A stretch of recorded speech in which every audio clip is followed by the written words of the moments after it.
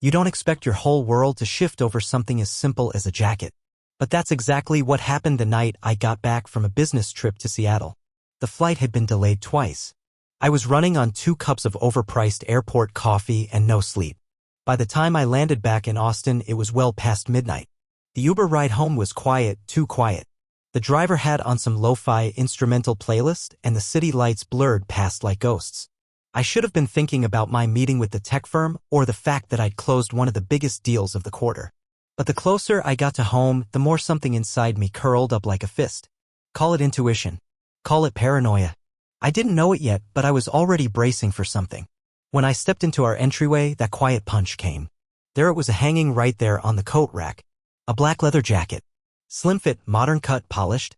It wasn't mine. I'd never seen it before in my life. I stood in the doorway longer than I should have, staring at it. My bag was still hanging from my shoulder. The air smelled faintly of sandalwood and something sharper, cologne, maybe? I wasn't sure. But the jacket was the thing. That was the focal point. Everything else, the neat hallway, the tidy shoes by the door, the small framed photo of Holly and me from our Colorado hiking trip, all of it faded into the background behind that single, foreign object. It wasn't just a jacket. It was an intrusion. A presence that didn't belong. I finally took a step forward, then another.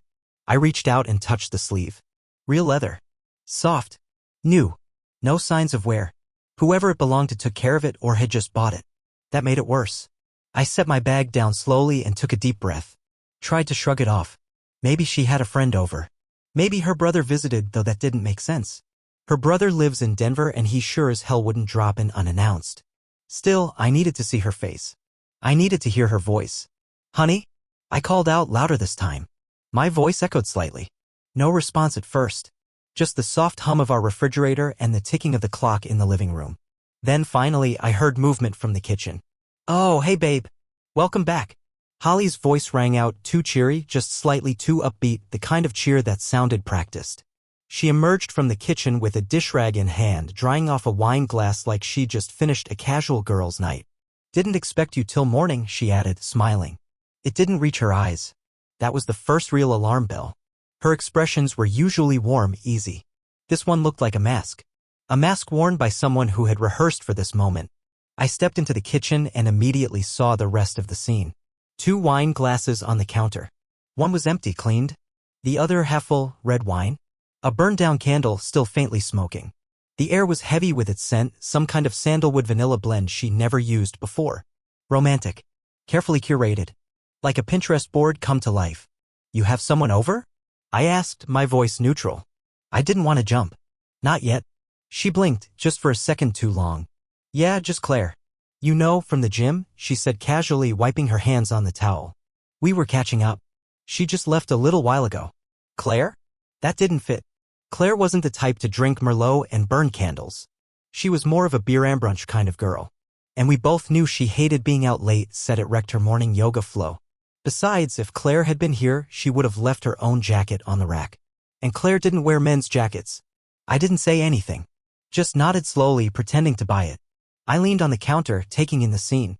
The glass of wine. The candle. The neatly folded blanket on the couch in the other room. The slight indent in the pillow next to hers. And the jacket. Always the jacket. Wine, she offered. Her tone was light. Dismissive even. Want me to pour you a glass? Or maybe heat up some leftovers? I looked at her, really looked. She had changed. Not in some obvious physical way. Her hair was in a loose bun, like always. She wore a simple sweatshirt and leggings, casual. Comfortable. But it was the way she stood. The way she moved. There was this new, rigid calmness about her. Too poised. Like someone playing a role? No, I said. I'm good. I went upstairs soon after, citing exhaustion. She didn't follow. Just said goodnight like everything was fine. Like nothing had happened. But everything had. Upstairs, the bed looked untouched. Only her side had been slept in, neatly tucked sheets on mine. I stood there, staring at it, the jacket still etched in my mind. My body felt drained, but my mind raced. I didn't sleep that night. I just lay there, eyes open, watching the shadows crawl across the ceiling, listening for sounds that weren't there. It's strange how you can live with someone for years, share a life, a bed, 100 inside jokes, and still feel like a stranger to them overnight. That was the moment, I think, when I stopped pretending. The moment I realized our marriage wasn't on autopilot, it was already off course and I'd been asleep at the wheel. The jacket didn't just belong to someone else. It belonged to another version of our life. One I hadn't been invited into. And Holly? She'd already started living in it. The morning after I got home, I drove to work in a silence that was almost unbearable. The kind that stretches across your chest and makes every mile feel heavier than the last. There was music playing, some upbeat indie track from a playlist I didn't even remember queuing up, but it felt hollow. Like it was bouncing off the inside of my head and dying before it could reach my heart. I gripped the steering wheel tighter than I needed to. My eyes stayed locked on the road, but my mind wasn't anywhere near I-35. It was back in the kitchen. On that wine glass. On that jacket. On Holly's smile that looked too smooth to be real. That morning something had shifted, not just in the air between us, but inside me. And the longer I sat with it, the more things started clicking into place. All these little fragments, these quiet red flags I'd brushed aside over the past few months, suddenly lined up like dominoes, and I hated how easily they fell. Like how she'd started working out more often, saying it helped with stress. At first, I encouraged it. I thought she was doing it for herself. But it didn't take long for the schedule to become erratic, yoga 3 times a week, then 5. Then late-night classes that didn't end until after midnight. I'd asked her once if she wanted me to join, and she laughed like I'd told a bad joke. Or the time I was searching for takeout menus in the kitchen drawer and found a credit card I didn't recognize tucked underneath some expired coupons. It had her name on it, but it wasn't from our joint account. When I asked her about it, she said she'd opened it for personal expenses to keep track of her own spending habits. Fair enough, I thought at the time. But when I asked which bank it was with, she deflected and started talking about how I needed to clean out my side of the garage. Then there was the perfume. A new scent, musky, floral, bold, started showing up on her clothes. Not once or twice. Regularly. It wasn't the soft vanilla she used to wear, the one that clung to her scarves and lingered on our sheets. This was different. Stronger. Expensive. It didn't feel like her, and maybe that was the point. I remember asking her about it offhandedly once. She shrugged. Sample from a coworker, she said, like it was no big deal. Thought I'd try something new. But everything was new. And not in a way that included me. The way she laughed when her phone buzzed with a text and then tilted the screen away when I glanced over. The photos she deleted from her social media accounts without warning, whole albums of us, trips we'd taken, gone. The weekends she started making plans without checking in. The growing silence between us at dinner, filled only with fork scrapes and tired sighs. It was like I'd been slowly pushed out of the frame and I hadn't even noticed it happening. I told myself we were just in a rut. That marriage had its seasons. That we were both tired, busy, stressed. I told myself people change, that maybe she was just evolving, figuring herself out. But now every moment I'd excused came back with a new edge. A sharper meaning. They weren't random. They were breadcrumbs. And I had been too blind, or maybe too trusting, to follow the trail. By the time I pulled into the office lot, my stomach was in knots. I sat in my car for an extra 5 minutes, engine off, just staring through the windshield. A few coworkers walked by, waving as they headed in. I waved back, forced a smile. Business as usual. But nothing felt usual anymore. I got through the day in a fog, answering emails, sitting through calls, making small talk I didn't remember 5 minutes later. I must have read the same spreadsheet half a dozen times without processing a single number. My mind just kept circling the same question: when did this really start? Was it the business trip back in February? The weekend she suddenly wanted a solo getaway to clear her head? The dinner party last fall where she spent the entire evening laughing at some story one of my coworkers told while barely saying 2 words to me. It was like trying to pinpoint the first crack in a broken window. By the time you see the whole thing shattered, it's too late to trace where it began. That evening, I drove straight past our house and ended up at a bar we used to go to when we were still dating. It was dimly lit, full of old wood and soft jazz, the kind of place where time seemed to slow down. I sat at the bar, ordered a whiskey neat, and just stared at the glass for a while.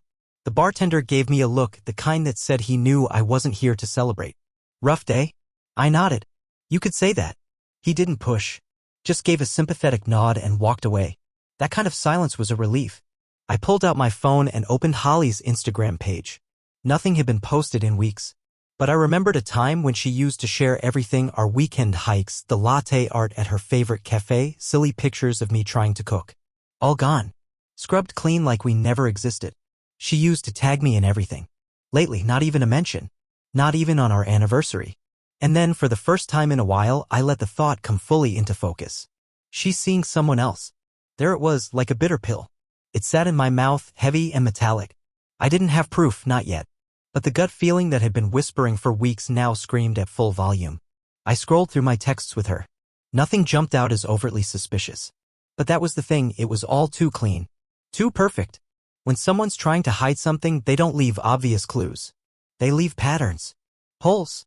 Blank spaces. And my marriage was full of them. When I got home that night, she was already asleep. Or pretending to be. The bedroom was dark, the sheets pulled neatly to her shoulder. I stood in the doorway for a long moment, just watching her. There was a time when I would have crawled in beside her and kissed the top of her head. Whispered that I loved her. Told her I missed her. But now I just felt like a guest in my own life. I walked to the guest room and lay down on the old pull-out couch. It was uncomfortable, creaked every time I moved. But I needed space, not just from her, but from the illusion that everything was fine. I stared at the ceiling again. Just like the night before. And I knew the next step wasn't denial. It was confirmation. If she was lying to me, if she was betraying the vows we made, then I needed to see it with my own eyes.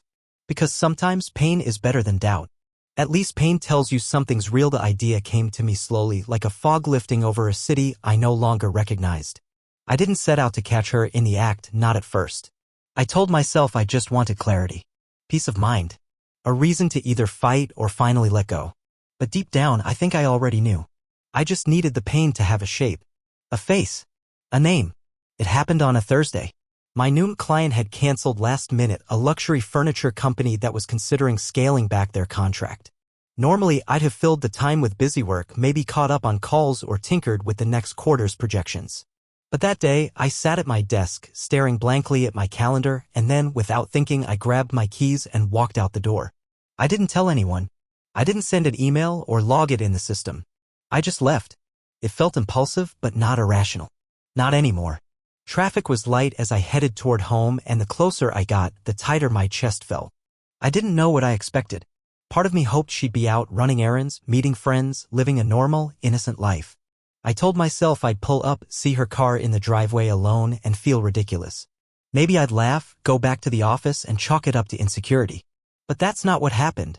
2 blocks from our street, I spotted a black SUV turning into our driveway. It wasn't Holly's. And it sure as hell wasn't mine. I pulled over half a block away and parked in front of a neighbor's house. My heart was already hammering. I told myself to breathe, to stay calm, but my hands were gripping the wheel so tightly they'd gone numb. I watched. The SUV idled for a moment, then shut off. A man got out. Tall. Late 30s, maybe early 40s. Athletic build. Confident posture. He wore a charcoal gray pullover, jeans that probably cost more than my entire wardrobe, and a relaxed smile like he belonged there. He walked around to the passenger side and opened the door. And there she was. Holly. Barefoot. Wearing a hoodie, his hoodie, oversized and dark blue, definitely not hers. She stepped out slowly, casually, like this was normal. Like this was home. They laughed at something. Then, right there in front of my house, she leaned into him. He placed his hand lightly on her back, not possessive, but familiar. The kind of touch that says this isn't new. This isn't a mistake. This is something that's been happening for a while. She tilted her head up. He kissed her forehead. And just like that, the truth clicked into place. It wasn't dramatic. There were no fireworks of rage, no cinematic breakdown. Just a numb stillness. A quiet unraveling of every excuse I'd made over the past 6 months. Every doubt I'd silenced. Every time I told myself to stop overthinking, to stop being paranoid, to stop noticing what I already knew. They stood there for another minute or two, talking, smiling. Then he turned and walked back to the SUV. Holly waved, barefoot on the concrete like a teenager sneaking out after curfew. He drove off. She turned, tucked a strand of hair behind her ear, and walked back inside. Calm. Graceful. Like nothing had happened. I didn't move. I couldn't. I sat there with my jaw clenched so tight my molars ached. My chest was tight, like someone had reached in and twisted the air out of me. My vision blurred, not from tears, not yet, but from the sheer force of holding myself together. I didn't go inside. I didn't confront her. I didn't call her name or slam the door or demand answers.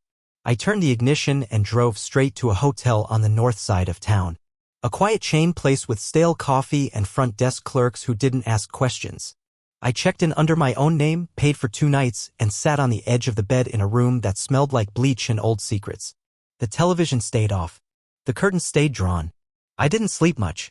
I laid there, staring at the ceiling, replaying the scene over and over, her barefoot, that hoodie, the way he touched her like it wasn't the first time. That was the worst part. It wasn't some wild mistake. It wasn't a single lapse of judgment or an awkward kiss that got out of hand. It was practiced. Routine. Comfortable. There had been time to stop it. Dozens of crossroads where she could have chosen me. Dozens of quiet betrayals she let happen instead. Every fake smile. Every late return from yoga. Every empty wine glass and unexplained charge and new perfume, they weren't glitches. They were the pattern. She wasn't lost. She had already arrived at her new destination. I was the one left wandering. The next morning, I went out early and found a coffee shop where no one knew my name. I sat in the corner with a black coffee and a stale croissant, watching the baristas banter, the college students scroll, the couples laugh over oat milk lattes. I watched them all move through the morning like the world hadn't cracked open. It was strange. How normal everything felt. How detached I was from the rhythms of the life around me. I wanted to scream, shake someone, tell them, "Do you see what just happened? Do you understand what she did?" But no one would have cared. It wasn't their life falling apart. Just mine. Eventually, I went back to the hotel and took a long shower, letting the hot water scald my shoulders until my skin turned red. I needed to feel something physical, something real. I didn't call anyone. Not my brother. Not my best friend. I wasn't ready to hear the sympathy, the anger, the "you deserve better" speeches. I didn't want justice. I didn't want revenge. I wanted silence. I wanted time. That evening, I sat in the parking lot of our grocery store for 20 minutes before deciding not to go in. I wasn't ready to see neighbors. To pretend. To wear the mask of a man whose wife didn't just kiss someone else on his front lawn. I drove home. She was in the living room when I walked in. Reading a magazine, feet curled under her like everything was normal. She looked up and smiled. "You're back early." I stared at her, unsure whether to laugh or cry. "Yeah," I said. "Meeting ended sooner than expected." She nodded. "You hungry?" I was thinking pasta. I nodded again. "Hollow. Empty." We went through the motions. She cooked. I sat. We ate in near silence, save for the clink of forks and her occasional chatter about a new client or something her sister texted. I said little. Offered neutral responses. Nodded in the right places. I didn't mention the man. The SUV. The hoodie. I didn't ask who he was. I didn't need to, because the truth wasn't hiding anymore. It had stepped out into daylight, kissed her forehead, and driven off like it owned the place. I excused myself early and went upstairs. That night, I didn't sleep in the guest room. I slept in our bed. Next to her. Her back to me, the silence like a canyon. And for the first time in our marriage, I felt nothing. Not love. Not hate.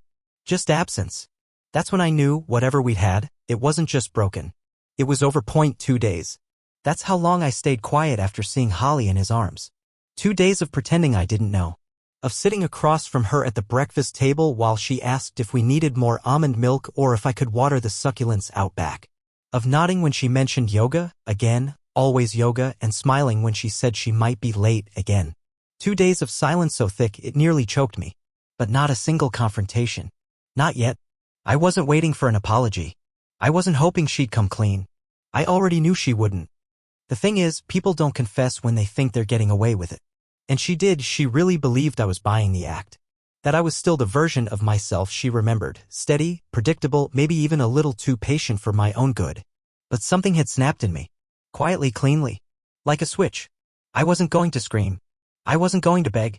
I wasn't going to ask why or how or for how long. I was going to take back control. It started with a spreadsheet. That night, while she was in the shower humming to herself like she hadn't shattered our life, I pulled out my laptop and opened our financial records. I didn't know exactly what I was looking for at first. Maybe I just wanted to feel like I was doing something, anything, to stop drowning in the weight of it all. But then I saw the charges. Designer clothes. Spa treatments. Monthly flower deliveries I'd never seen. High-end restaurants I'd never been invited to. All under our shared accounts. Some on cards I didn't even know she still had access to. My pulse quickened. The way she spent hadn't changed. But now I saw it differently. This wasn't self-care. It wasn't indulgence. It was entitlement. The life she was curating for herself wasn't built with love, it was built on my blind trust. And she'd been using it like a credit line with no expiration date. I moved fast after that. I revoked her secondary access to every joint credit card we had. Froze 2 of them completely. Called our bank and removed her authorized user status on the savings account. I changed the passwords on every bill pay platform and canceled the automatic transfers she'd set up for essentials, most of which included boutique subscription boxes and wine clubs I never approved. She didn't notice immediately. That was the interesting part. I thought she might, that maybe she tracked our money closely. But the truth revealed itself in the days that followed. She didn't notice because she didn't think she needed to. She assumed the money would always be there, just like me. That's when I knew she wasn't just cheating emotionally or physically. She'd been cheating logistically. Financially. With her attention, with her honesty, with our future. She carved a secret life out of the margins of mine. And I was done funding it. The fallout started on a Saturday. She had an appointment at her favorite spa, the kind of place with complimentary champagne and eucalyptus towels. She left late morning, breezy and beautiful in a summer dress I hadn't seen before. I watched her go from the window and felt nothing. 2 hours later, I got the first clue that the trap had been sprung. She called me from the parking lot. "Hey," she said, her voice tight but composed. "Weird question, did something happen with our Amex?" "It got declined at the spa." Super embarrassing. I let the silence hang for a beat too long. Then, yeah, I canceled that card. Pause. Just a second, but enough to hear the confusion twist into offense. "What? Why?" "I needed to tighten things up," I said simply. "You've been spending a lot." She laughed, one of those nervous, performative laughs that people use when they think they've misheard something. "Wait, are you being serious right now?" "Yeah," I said. "I'm serious. You didn't even talk to me about it first." "No," I said. "I didn't." I ended the call before she could respond. Then I turned off my phone and went for a walk around the neighborhood. I didn't need to hear the rest of her reaction. I already knew how it would go. First confusion, then anger. Maybe even tears if she thought that would work. But none of it mattered. Because I wasn't reacting anymore. I wasn't dancing around her moods or waiting for her to come back to me. I was building a wall slow and steady between the man I'd been and the one I was becoming. When I got back to the house, she was already home. She stood in the kitchen with her arms crossed, waiting like a prosecutor ready for trial. "What the hell is going on, Jason?" I looked at her and for the first time really saw her. Not the version of her I fell in love with. Not the memory of our wedding day or the softness of her voice when we first moved into this house. No, I saw the woman she had become, distant, curated, sharp. A stranger with my last name. "I'm reevaluating our finances," I said calmly. "Going forward, I'm only covering essentials. If you need anything else, you'll have to use your own account." Her jaw tightened. "So you're just cutting me off? Is that what this is?" "No," I said. "I'm setting boundaries." She scoffed. "You're punishing me."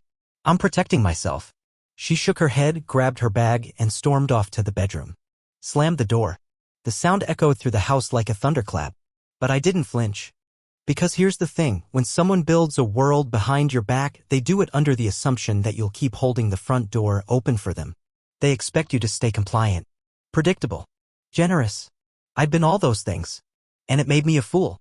But not anymore. That evening I sat at my desk and made a list. Everything that had been in my name alone. Every account, every insurance policy, every subscription. I made notes on what needed changing. What needed canceling. What needed to be protected. I made another list, lawyers. I wasn't ready to call them, not yet. But I wanted the names ready. I wanted to feel the options in my hand. Because she had made choices. And now it was my turn. That night, she didn't speak to me. We passed like ghosts in the hallway, brushing past each other in silence. She stayed in the guest room. I stayed in ours. And when I lay down, I didn't think of her skin or her laugh or the life we'd built. I thought of my future. Of a life where I didn't have to second-guess my own instincts. Where love didn't feel like a test I was failing. I wasn't bitter. I wasn't even angry anymore. I was awake.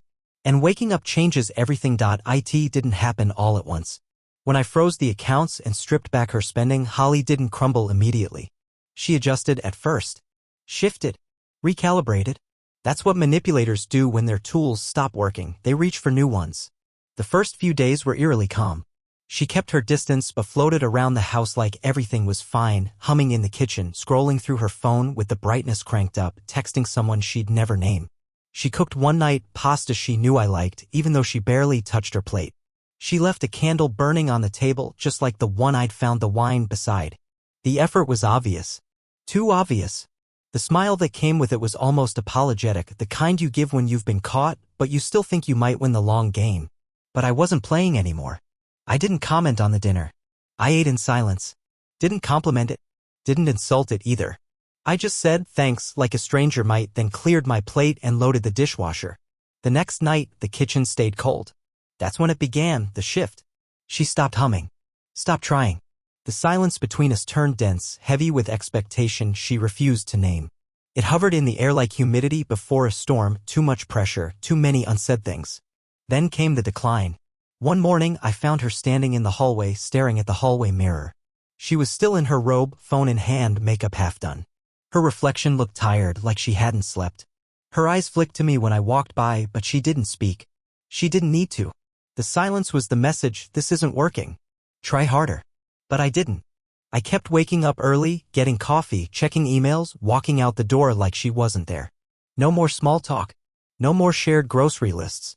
No more, I'll be home around 6. Just function. Movement. Her detachment had taught me that.